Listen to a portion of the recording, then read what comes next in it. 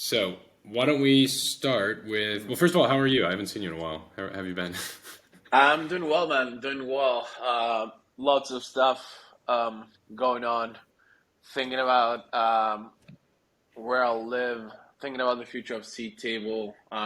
Lots of stuff going on Yeah. with OnDeck. But I'm doing well, man. I'm doing well. How about you?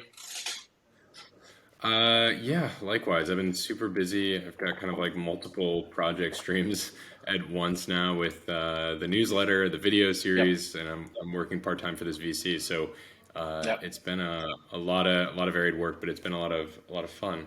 Um, yeah. So That sounds awesome, man. yeah. Well, actually, maybe that's a good place to start. So you're still back home in Argentina at the moment? Yes. I'm in Argentina and will be at least for the next, like here for the next 5 to 6 months, and then we'll Okay. see. I need to be in the US in July, and then I have a 6 week trip to Europe planned. I want to go to a bunch of different cities, visit the Nordics, Berlin, Paris, Tallinn, a bunch of other places that I miss. So Yeah. that's a bit of the plan. Very cool. Well, I'm very curious about kind of your, the first way I kind of came across you was through Seedtable, which is all about European tech. And I kind of just assumed you were Spanish, but later on when we met, found out that you're from Argentina. So kind of curious about your backstory. How did you make your way over to Europe? What was the, tech ecosystem, if any, growing up in Argentina? And now that you're back home, years later, what is the ecosystem look like today? Yeah, that's a great question. So, and I think a great place to start. So, the Yeah. way, like, I was always like interested in like two things: business and architecture. Um, I always thought I would end up being an architect. Okay. Fun enough, I actually did, I think, 3 years of college for architecture that ended up sort of dropping out because I realized I liked building stuff online more than I liked like building stuff IRL, which was like a sort of pretty interesting thing. But I first got exposed to like the internet when I was in high school. This is like literally what I did, but I like Googled like how to make money online. And that ended up taking me to a bunch of like rabbit holes. And what I realized is that I could like build mini sites, rank them on Google, and then sell them on Flippa for a couple of $1,000, which to me was like when I was like 15 or 16 was it felt like millions, right? That's how I Yeah, got my sure. like first like MacBook. Like Apple wasn't big in Argentina, so that's how I got sort of my first MacBook. Then I think when I was like 18, Startup Weekend came to my city. I don't live in Buenos Aires. I was born and raised in this other city called Cordoba, uh, which is like the second largest city. It's like 500 miles away from Buenos Aires. And Startup Weekend coming here sort of gave me the exposure, not just to like the internet and the sort of the make money online crew, but also to like the startup ecosystem. And I remember thinking like, damn, like this is like energizing, right? I was like 18, 19. So I spent that weekend like going out at night, like getting drunk, sleeping a couple of hours, and then next day going to startup weekend, just like meeting people, working with them on cool shit. And it's funny, I'm still in touch with some of those folks. I actually went to lunch with one of them a couple of weeks ago. It's funny. I just realized the impact like startup weekend had on me. I never articulated it that way. So that was What sort was of the my. what was the event like? I'm not even familiar with Startup Weekend. What was that? So essentially, the way it works is it's like a weekend.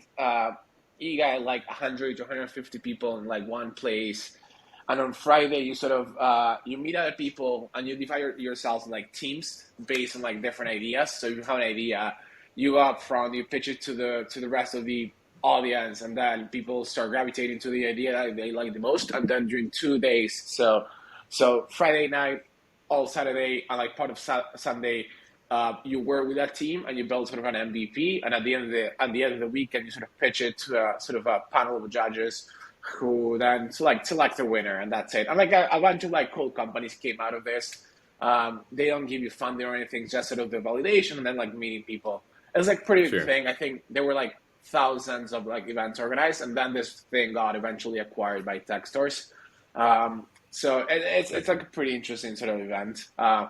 because sort of what it does is it creates like net new entrepreneurship. People who wouldn't be starting companies otherwise get exposed to this like very cool thing that is like starting a startup. Right. Cool. Okay, so you're on the internet. You're flipping websites. The startup weekend comes to your town. Where do you go from there? From there, as I said, I was studying architecture. I kept flipping sites, but architecture in Argentina, at least, it's like sort of law school or med school. It's like all consuming, right? So I was Yeah. doing that like less and less. And then a friend who was running a bar, he said, "Hey, I want to start this like shoe company." Back when like DTC, direct to consumer, wasn't even a thing, wasn't even cool. It's like, "Hey, I want to start Right. this thing and I want to sell it like online first." So he said, "Hey, I need your help." And I was like bored. I missed like marketing things online, so I created this like marketing plan for him. And he liked it so much that he said, "Hey, you should join me as a co-founders." Like we don't even call it co-founders, right? We're like partners. Um, Yeah. but I joined. We raised some money. I dropped out of college and sort of never came back. I eventually sold my shares back to him because honestly, I realized, as I said, I like the internet. I like IRL stuff. And at Yeah. the end of the day, like shoes were hardware, if that makes sense. Um, Yeah. so I started another startup that was like Uber for translators that got me to the US. I lived for a year in Cincinnati. We got funding from like an accelerator over there and moved. That eventually imploded. I came back home to Argentina like a year or so later and just started freelancing and working for a bunch of different companies. So that's sort of how I started. Very cool. So what was it that attracted you to, I mean, you've been in some capacity on like the growth or marketing side of things. It sounds like early on you figured out that you had an eye for marketing design, architecture, and then you've kind of pivoted that into the infrastructure of the internet. What about it attracted you to it? Great question. When I first started, the reality is I couldn't code for shit. So it's like, what can I do? Marketing. Um, Yeah. that felt like something sort of approachable that I could do without like learning how to code. Eventually, then, but I stayed a marketer. I just don't like the marketing label or the growth label. Now, what's fascinating to me about growing or marketing a business is that I try to think about that in terms of a system. So I like to look at businesses, think of them as like complex adaptive systems, and then try to figure out what are sort of the leverage points I can apply pressure to make that thing grow. And that could be anything. Mm. That could be pricing. That could be marketing at the top of the funnel. That could be conversions at the bottom of the funnel. That could be a new product. That could be launching new things. Could be anything. So even though my sort of title is VP marketing or VP growth, um, I try to take a bit of a different approach, and I think that's something that has um, that's like a common thread across my entire life. I don't like labels politically, socially, at work. I just like I like to have breadth and then use that context to make the right decisions. If that makes sense. Mm. Mm-hmm. Mm-hmm. Very cool.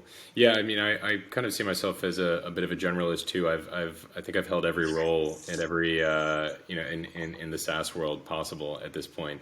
And then of course I've pivoted that into writing about SaaS and trying to cover, well, not just SaaS, but any sort of tech business and investing business. So I can certainly relate. Well, another point of tangency that we have is kind of the newsletter business, and it's actually been just about a year since I launched my newsletter, Startup ROI, covering the French tech ecosystem. And it was through a bit of research, and probably someone forwarded it to me, or I stumbled upon it through some, I don't know, Twitter post. But naturally, I came across Seedtable, which was and still is your newsletter on the European tech ecosystem. And it's become kind of a pillar of like tech news in Europe. And so both as a fan of the newsletter and also someone who operates in a similar space, I want to know kind of from start to finish, like how did this work? Like what was your original seed of an idea, pun intended, and how did it evolve over time? Um, that's a great question. So, born and raised in Argentina, ended up moving to Europe, to Milan, actually, because of an ex-girlfriend. We broke up. I stayed, um, and I realized that like I had no network, no friends, if that makes sense. So I said, what's something that I could do to sort of start moving in that direction? So I started this newsletter, which was just for me and a few friends, and it was just like a creation of links, right? Yeah. It was just me going through every single site in like European tech news. Like Sifted wasn't even a thing. It was like tech.eu, Tech Runs Europe, the next web. So it was a while ago, right? So that's how I started. And then I think Seedtable has a couple of like interesting inflection points. One day, obviously, like all writers were like all like Ben Thompson wannabes, right? Um, Yeah. so I think what happened is like Spotify, which is obviously like Swedish, it acquired a US startup based in Brooklyn called Gimlet, which was like a podcasting studio. What I decided, I started when saying, hey, okay, like Spotify is becoming like the Netflix of Sweden or the Netflix of audio. And I thought that was interesting, but to me, I had like a different take. So I decided to write about it. And the take was like, yes, it was Netflix, but it was also like AdSense, building on all this like audio inventory that you could create like dynamic ads on it. And they eventually ended up doing that. I think it's called like dynamic like ad insertion. Um, so that's the like I wrote about that for the first time, and people loved it. That was sort of the first inflection point that gave me the confidence to go from curating links to writing about tech. I'm not a writer by trade. I'm not an analyst. I dropped out of college. I don't read a lot, but like it makes no like there's no reason for me to actually be a decent writer. I just decided I would do it, and people liked it. I think Sure. that was sort of the first inflection point. The Out second of curiosity, inflection, what was yeah, the time frame between the first curated list that you put together and actually writing a full length article? probably a few months. Okay, so relatively short period of time. It wasn't like you were Yeah, doing this for years on the side, and the no, inflection point number one is pretty quick. yeah, it's a couple months in. I had a few hundred subscribers by that point, Okay, for like 800, 900, something like that. It was like growing at a decent pace week over week. And that was sort of the first inflection point that gave me momentum. I kept writing, I kept marketing this thing. Obviously, I'm a marketer by trade. Um, and then sort of the second inflection point, this might be silly, but I think it was external validation, not just from one person, but from multiple people that I sort of respected. Um, mm, there are a couple of folks, and I'll sort of mention them here, but who don't know this, that really, without sort of meaning or wanting to, gave me what I needed to sort of keep going. First one, Matt Clifford from EF. I interviewed him, and I think that got things started in the sense that being able to associate Seedtable with EF was very, very positive. I then like interviewed him a bunch of other times. I really sort of admire him. Um, Second person is Nalden, who started WeTransfer. I never spoke to him on the phone, but we exchanged a few emails, and he gave me the energy that I needed when I was about to quit writing this thing. So probably wouldn't be um, here without him. I did mention that to him. So third person is Tom Wemeyer from Atomico. He helped me articulate what I wanted to sort of do in life, which is to help more people start more companies. And all this mm, momentum led to sort of the third inflection point, which was the podcast, which led to getting invited to events like Not Optional or being quoted in the State of European Talk, in the State of European Tech report. So I think at mm. that point, those are sort of the three inflection points, and you can see how newsletter itself like changed over time from links to a couple of articles to like long form reports to like research reports, Yeah. but with sort of one common thread, which is to sort of shine a light probably on founders and people doing great things in European tech. Yeah. Yeah, I mean, I can really identify with that. I'm curious from, and we're going to kind of nerd out here on newsletter kind of strategy, but you mentioned that you marketed it, and also this is, I mean, I don't know how long ago you launched it, but I think it might have been pre-Substack. So what were the tools that you were using to distribute it, and then how did you find asymmetries in the market, like to differentiate yourself from like a Ben Thompson or something, or get it in front of people like Matt Clifford, who might be interested in helping, broadcast you a little bit further? Yeah, great question. So when I started, it was like a MailChimp newsletter. I built, as I mentioned, I learned to code. So I built like a landing page. I copy and pasted the sort of the MailChimp like email opt-in code in there. So and that was it. Um, it wasn't super fancy. Then Yeah. eventually I moved from MailChimp to ConvertKit. And then I turned Hmm. that static HTML site into a Rails application that helped me create all these lists for like best European startups, best Barcelona startups, best like I don't know, like Berlin investors, stuff like that. That helped me rank on Google for a bunch of search terms and drive people to the newsletter. Gotcha. So how did the Rails application work? It like repurposed your newsletters or tied your articles to other like prominently featured, like, I don't know, news outlets, or what was the SEO connection there?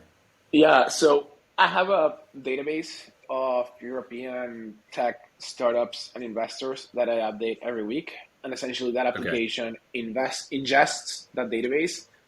And what Okay. it does, so the output is a bunch of lists by location and by sector, if that makes sense. So those Gotcha. are all Okay. created dynamically. Gotcha. Okay. Very clever. Um, Well, you've already mentioned a few cool names. Matt Clifford is another person that like I follow closely. I read his newsletter, and I love what they're doing at EF. Who were some of the other people as you moved into the interviewing phase, the podcasting phase, that were pretty remarkable that you really enjoyed speaking to, or learned something from? Great question. Great question. I interviewed a bunch of just incredible people. Um, so it's like unfair to just mention a few, but I'm gonna like give it a try. Um, there's this company called Acrex. It's a EF company that's based out of London. I think I interviewed Jacob, the CEO, a couple of times. One for the podcast, and the way they run the company, it's so intentional and counterintuitive. It's just fascinating. So that's one. Hmm. Um, I need to go sort of check the list of people I interviewed. I interviewed this other person called Matt Helt, who ended up becoming my coach, which is funny Okay. how sort of life turns out. And then just a bunch of people that I admire and that sort of help me um, just really build better mental models of how I think about technology. Yeah. Ian Hathaway from Techstars, who co-wrote this book on startup ecosystems. It was also like a fascinating conversation. Nicolas Collin from the family was like his take on geopolitics. It's like at least it's interesting to me. There are a bunch of like great founders who I interviewed as Yeah. well. So honestly, I don't have the time to do the podcast anymore, but I wish I did. Yeah. Yeah.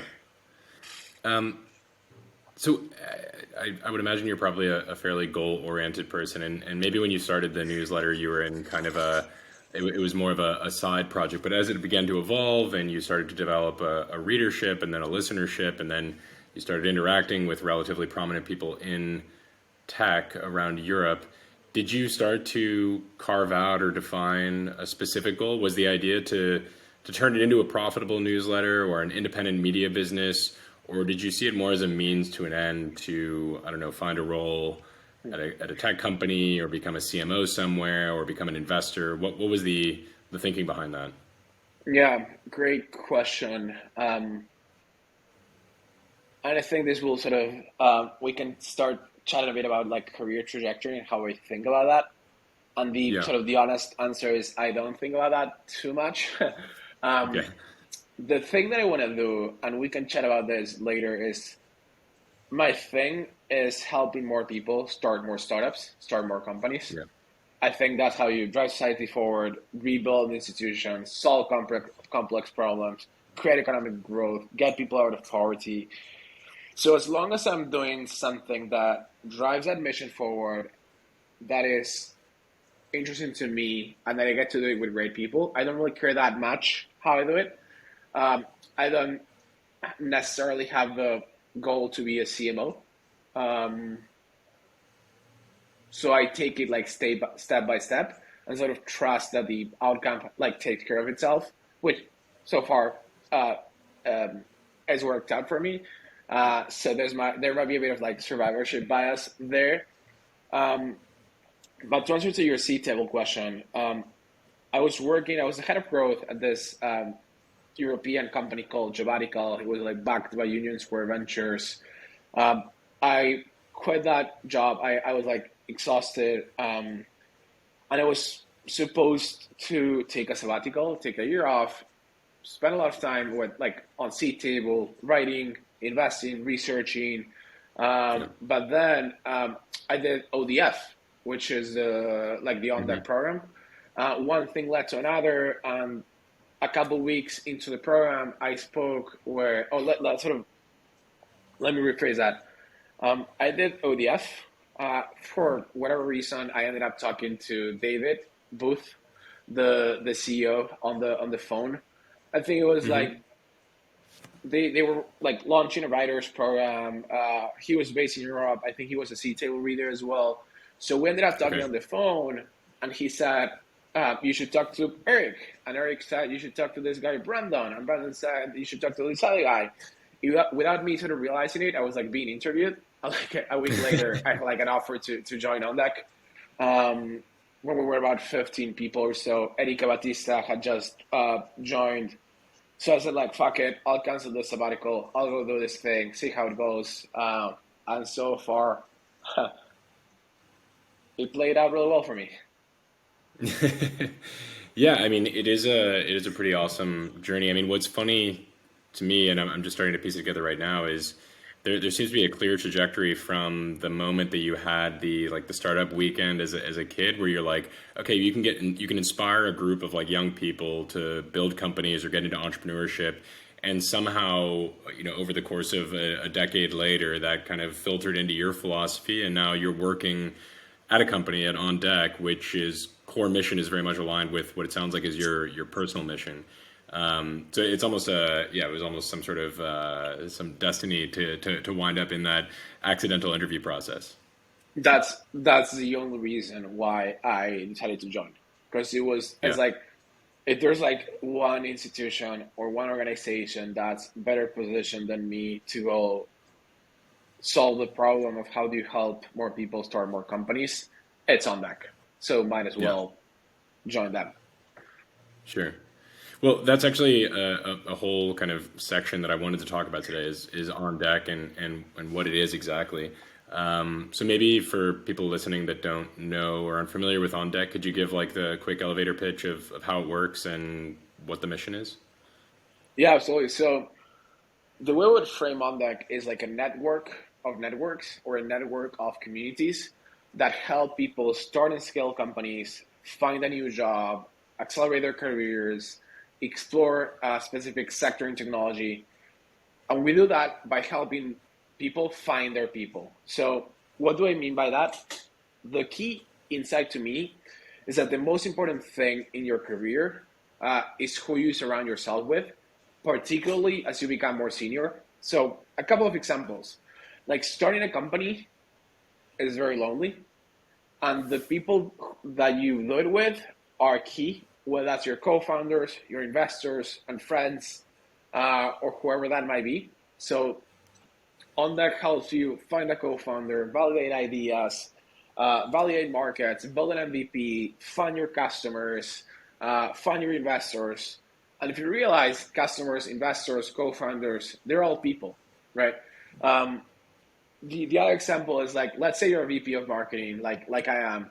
It's a very lonely role because there's like only one VP of marketing in a company. You have no peers, and it's very hard to have the right conversations and to solve challenges the right way because you don't have people who are like sparring partners for you or thought partners. And the Mm, challenges that you face at this level are not challenges that you can solve by Googling or by reading a blog post. So, how do you structure a team after a transition? How do you let go of someone? How do you balance like short-term goals with long-term strategy? How do you manage your like the CEO? How do you communicate with the rest of the company? Those are things that are very hard to learn from like top-down content. And the way to really do that is by learning from your peers, from people who are doing the same role, who are going through the same challenges as you are, or maybe they just solve them in a different company. So what OnDeck does is it puts people together in one virtual room and it helps them achieve their goal by mm, finding their people. gotcha. So when I first was exposed to OnDeck, I remember thinking, there's been this kind of evolution of thinking and frameworks around how to accelerate startup ecosystems, and I think the kind of original, the OG, so to speak, is probably Y Combinator in California, and Matt Clifford and Entrepreneur First is kind of a second iteration of that. How does OnDeck differ from those two approaches? What's different about OnDeck? What is this kind of network of community, network of networks approach, and Yeah, how does it work? great question. Obviously, I admire YC. I admire EF. As I said, Seedtable wouldn't be here without Matt maybe. Um, and they both do one thing really, really well. YC helps people get started. Uh, EF helps match people who wouldn't be starting companies otherwise. They help them like find each other and start a company. And they are usually from like very specific backgrounds. The difference between them and OnDeck is that sort of OnDeck is like an ecosystem in the sense Mm, that that is like Silicon Valley right on the internet. You have founders, you have investors, you have experts, you have operators, and sort of the value of OnDeck is not just one program, but the interaction between those programs. If you think about it, each program is like the supply to another program's demand. So founders are looking for capital. We have angels who are looking for deal flow. So when you put those together, it's like 1 + 1 = 3 situation, if that makes sure. sense. So to me, that's sort of the magic of OnDeck. And you sort of alluded to this interesting thing of like cycles, like YC sort of being the first one, then UF, EF. And there's something more about OnDeck, which is I have this sort of theory that like cycles of innovation, which like are what power like startup ecosystems or like hyper local. So you can think of like cycles as like bursts of energy that sort of like follow the rise of one like company and give like rise like a new generation of companies or products or software. So what way to like think about this? Or like let me sort of rephrase that a bit. You can like think about cycles of innovation as like a batch of companies starting, growing, and then like getting sold, and then that sort of capital, expertise, and sort of ideas and encouragement getting recycled to a next batch of companies. I think that sort of Silicon Valley is or was remarkable because they've gone probably through 8 or so of these cycles, starting like in the late 50s or like the early 60s with like Fairchild Semiconductor and the sort of the Traitorous 8 moving forward from that company and starting sort of their own companies. So wave one was probably Fairchild. Wave two could be like Apple. Wave three could be like PayPal and Google. And after each sort of cycle, as I said, like entrepreneurs, like operators, they start or encourage or fund a next batch of companies who become the next cycle. So at OnDeck, we did some work. We sort of mapped this. We tracked this for the last like 60, 70 years of the Valley. And as I said, we saw like eight or so of these cycles. Other regions like Europe probably have four, right? You could say that Europe started maybe with Skype or something like that. And then Latam is maybe in its like second or third cycle. You got started with something like Mercado Libre or the Remate, and then you have companies right now like Lemon or like Nubank would be like the second cycle. Lemon would be the third one, just like sort of as an example, right? The thing is that those cycles are like hyper local, right? The effects in the valley are mostly constrained towards the valley. The effects in Europe are mostly constrained to a specific country, right? So the same, like Skype started something in Estonia, but that benefit was mostly seen in Estonia. And on that, what we try to do is we try to level everything up. So it's like one by sort of bringing this idea of like cycles and this idea of recycling capital, ideas, and talent into like one sort of global cycle, if that makes sense. So Yeah. if you like, we want people in Nigeria to benefit from the capital and expertise from people in the valley, and you do that by connecting them using the internet, obviously. Right. Yeah, the generational aspect that you described makes a lot of sense to me, and I think it's something, as someone who covers French tech fairly closely, it's probably, second, maybe third generation of a few successful exits, and then those leaders come back and, take the spoils from their exit and get involved in angel investing or start a new company. Actually, there's a guy who writes here called Alexandre Duez, and he has a newsletter called Overlooked that's pretty good. And he's mapped out some of these mafias, as they call them, here in France. But going back to the idea of like identifying these cycles, you mentioned you did this mapping exercise going over 60, 70 years of these innovation cycles. Famously, Silicon Valley is kind of the original organic location or ecosystem. And we use the word ecosystem kind of fluidly these days, but it really was an ecosystem. You had Stanford nearby, you had all these big companies, and that's really been the epicenter for a very long time. It's a pretty daunting challenge, I would imagine, to take this organic ecosystem that's become a global powerhouse and then try to replicate that. So I'm just trying to imagine like what the whiteboarding session looks like going into that. How do you go from like 0 to 1? Like what's even the starting point? I mean, the vision is amazing and I see it, but it almost sounds to me like something you'd have a conversation at a bar with a friend and then you'd kind of leave it.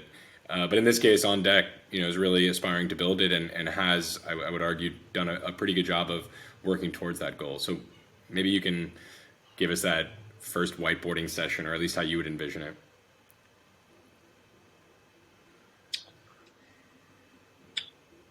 There are a couple of things here. The first one is that you said Silicon Valley is an ecosystem, and I think that is correct. But a couple of years ago, when COVID hit, something happened. And that something is that the world went remote. So, and it was like kind of remote before that, but now you could even say that it's like remote by default.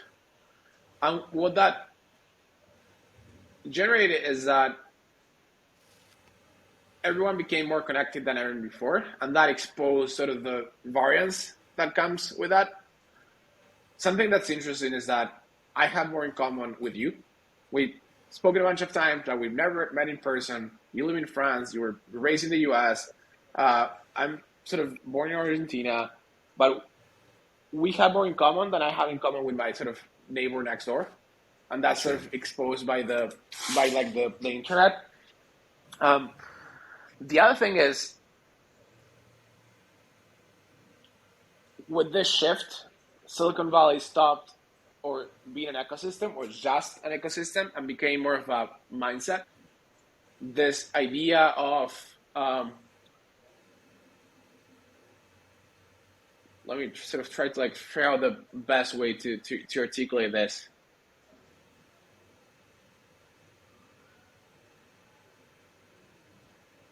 But this like mindset of being positive Sam, taking risks, encouraging everyone else, being techno optimists, um, believing that technology can solve complex problems and helping people get there. I think that became more of a mindset than an ecosystem. And one thing that we try to do at OnDeck um, is to bring a bit of that back to the rest of the world, not just sort of the valley. So expand that mindset. So it stops becoming the Silicon Valley mindset and just sort of becomes sort of the permeating mindset across technology, if that makes sense. So that's like one way to do it. The other one, which sort of alludes a bit to what you asked at the beginning, and I sort of we didn't cover it, but sort of the difference between like the like Europe and Latam and the US. The other thing that I'm trying to do, or that like OnDeck is trying to do, is to sort of make ambition great again. Like Matt Clifford has this like rant about like default paths and what ambitious people do where their lives really matters. So in the US, ambitious people like start companies because it's like celebrated. In Singapore, like they join the public sector. In France, they could like go to like a grande école and they into like a corporation or the public sector. So like what ambitious people do with their lives is like really, really important because essentially ambition is what helps us get more shots on goals to solve complex problems like economic growth or whatever that might be. I think you could sort of say that the way you solve climate tech is not with regulation, is by inventing more Teslas. And to invent more Teslas, you need more Elons. And you don't get more Elons in a world where like ambition is like penalized, if that makes sense, which I think is a bit of what's happening right now. Like Eric Thornburg has this like series of posts on hustle and on ambition that look at how people perceive hustle and ambition over time and how that compares with, let's say, self-care or like living a balanced life, and how we're like optimizing and celebrating that right now versus ambition. And so I think the idea of like making ambition great again is really, really interesting. I like the idea. I think we should avoid putting it on a hat. The acronym is I think a little tricky at this point. But no, I'm just thinking about that because I like your idea of if we're going to do like a sports metaphor here, it's like getting more shots on goal, getting ambitious people into the game, and taking chances when they otherwise wouldn't. I think that's the right approach, and I guess the not the opposite, but a different approach. The entrepreneurship first is more about kind of playing Moneyball, like finding the unexpected entrepreneurs out there and bringing them together. And so I don't know why that analogy came to mind, but I think there's a lot of untapped ambition out there, and it is about finding people. It's about finding network and bringing them together. I mean, that is such an abstract problem that I think the first time that I saw OnDeck, it was hard for me to even process it as like a viable company or business model. I was just like, how does this work? This is like too big of a vision. So I guess maybe to bring us back down to earth a little bit, can you talk about maybe a success story from like an OnDeck fellowship? An example that's relatable that might help us get a sense for someone who went through the program and then it just absolutely accelerated their career or their path to entrepreneurship. Yeah. since we started the first like OnDeck Founder Fellowship, we helped fellows start over 1,000 companies. They sort of raised over 1 billion from every single one of the sort of the tier one investors, both in the US and Europe. And I think the combined value of those companies is like over 10 billion. So on our rate, I think this sort of idea of like bringing great, talented, ambitious people into a room who are like exploring what's next and helping Yeah. them in that transition is like really, really meaningful. Um, there are a couple of like there are a bunch of stories. Honestly, out of the thousand of so companies, like companies like Yeah. Phantom, the Solana sort of wallet, they raised from Paradigm and Andreessen at a very, very high valuation. Companies like Pave, who help with like compensation, Overflow, who help with they're trying to reinvent how people do philanthropy. Companies like in Europe, like June, who help companies become better at product analytics. Like there are a bunch of stories. Loop Health, who are trying to reinvent healthcare in India. Um, there are a bunch of stories that are people who came to OnDeck with one missing piece. That could be a co-founder. That could be an idea. That could be capital. That could be a customer. They went through the program. We helped them find that missing piece, and that was sort of the catalyzer for that they needed to really take that to like accelerate their trajectory. Um, Yeah. so there are a bunch of them. It's like very hard to pick one. Sure. Well, that makes me think. Ambition and these growth loops, these innovation loops, are I would imagine fairly tied to public perception and like a general sense of optimism. And in the past, few months, we've seen major market contractions on the public and private markets, and that leads to all sorts of downstream effects. But one of which is just risk tolerance. Are people willing to take the risk and be an entrepreneur? So I'm curious, from a macro point of view, how does like public sentiment around risk and entrepreneurship change in an economic downturn? And what does that mean for your business model and particularly your work as a VP of marketing there? Like your job is basically to in part to encourage people and kind of share the gospel of entrepreneurship and the power that it has.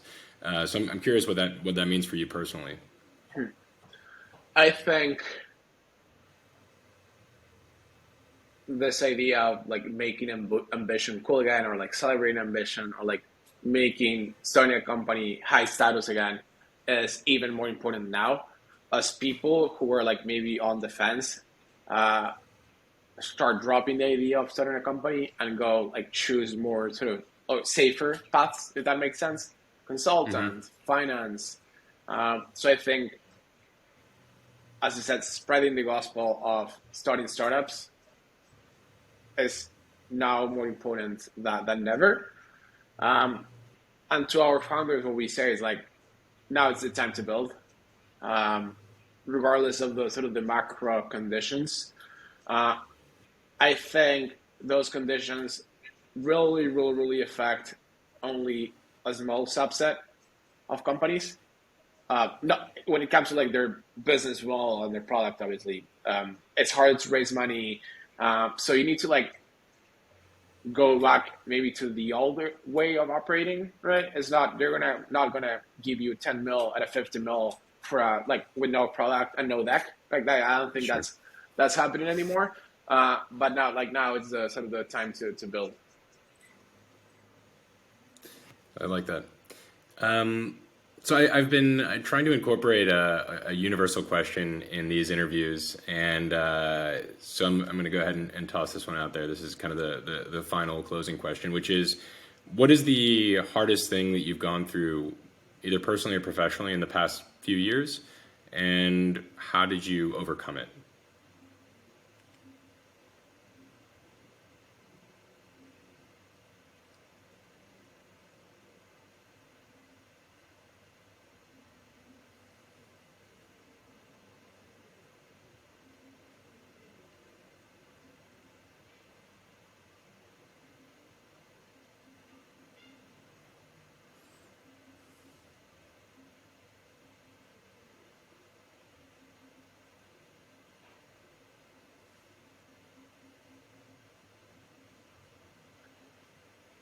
Professionally, I am my crypto portfolio getting like an 80% hit in the past couple of months.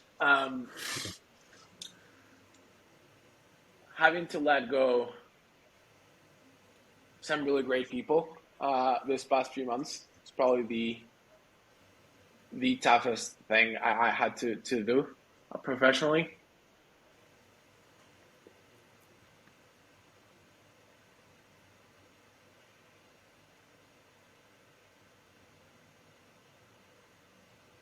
The way we overcame that first as a company is by being extremely generous with our separation package and how we treat people, not just with comp, but also with we put together a recruiting team that helped them find new jobs. We gave them free access to some of our like job seeker programs. So a bunch of different things were like really important. And the other thing, I took the time to help some of the people in my team find that next